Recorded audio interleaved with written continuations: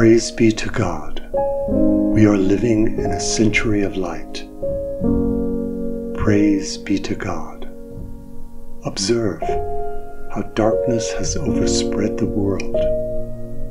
In every corner of the earth, there is strife, discord, and warfare of some kind. Mankind is submerged in a sea of materialism and occupied with the affairs of this world. They have no thought beyond earthly possessions and manifest no desire save the passions of this fleeting, mortal existence. The honor of man is through the attainment of the knowledge of God. His happiness is from the love of God. His joy in the glad tidings of God. His greatness is dependent upon his servitude to God. A man may be a Bahá'í in name only. If he is Bahá'í in reality, his deeds and actions will be decisive proofs of it. What are the requirements? Love for mankind, sincerity towards all, reflecting the oneness of the world of humanity, philanthropy, becoming enkindled with the fire of the love of God, attainment to the knowledge of God, and that which is conducive to human welfare. Associate most kindly with all. Be as one family. Pursue the same pathway. Let your intentions be one, that your love may permeate and affect the hearts of others, so that they may grow to love each other and all attain to this condition of oneness. The world of humanity is filled with darkness. You are its radiant candles. It is very poor.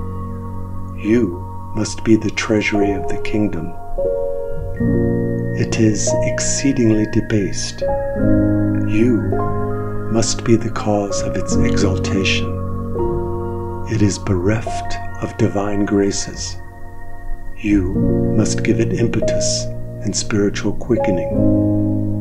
According to the teachings of Bahá'u'lláh, you must love and cherish each individual member of humanity. The first sign of faith is love. The message of the holy divine manifestations is love. The phenomena of creation are based upon love. The radiance of the world is due to love. The well-being and happiness of the world depend upon it. Therefore, I admonish you that you must strive throughout the human world to diffuse the light of love. The people of this world are thinking of warfare. You must be peacemakers. The nations are self-centered. You must be thoughtful of others rather than yourselves. They are neglectful. You must be mindful. They are asleep. You should be awake and alert. May each one of you be as a shining star in the horizon of eternal glory. This is my wish for you and my highest hope. I have come long distances that you may attain these attributes and divine favors. Praised be to God. I have attended this meeting, which has for its purpose the commemoration of God. Let's examine Abdu'l-Bahá's talk in Denver within the context of his arduous itinerary. At this point, despite his frail health and advanced age, he had already been in America for 6 months, keeping up a demanding schedule. H.M. Balyuzi, in his biography of Abdu'l-Bahá, gives us a window into the master's travels. William Jennings Bryan, the future Secretary of State in the Wilson administration, had his home in Lincoln, Nebraska.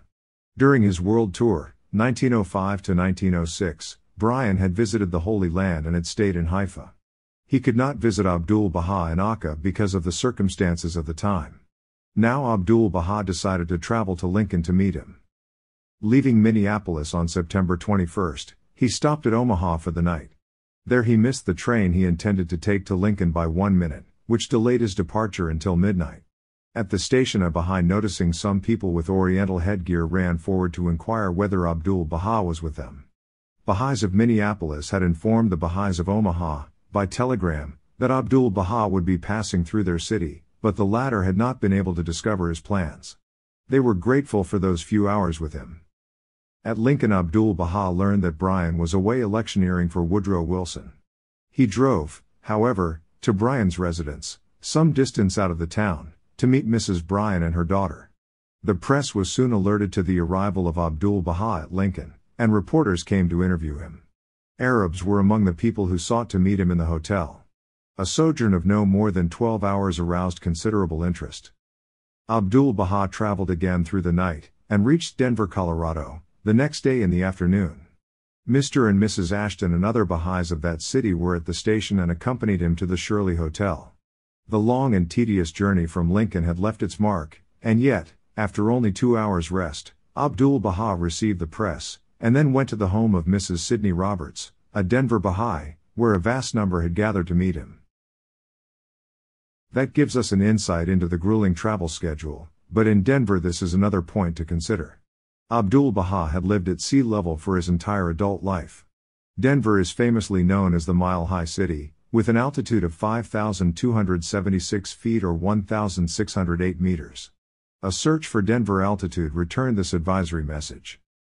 Altitude sickness can occur anywhere above 4,800 feet, 1,463 meters, and symptoms can occur within hours of arriving and last anywhere from 12 hours to 4 days. Most people will be able to acclimate in Denver after a few days. As we just learned, Abdu'l-Bahá had traveled overnight in a train, arrived and had 2 hours of rest, and then delivered the extemporaneous talk we just heard.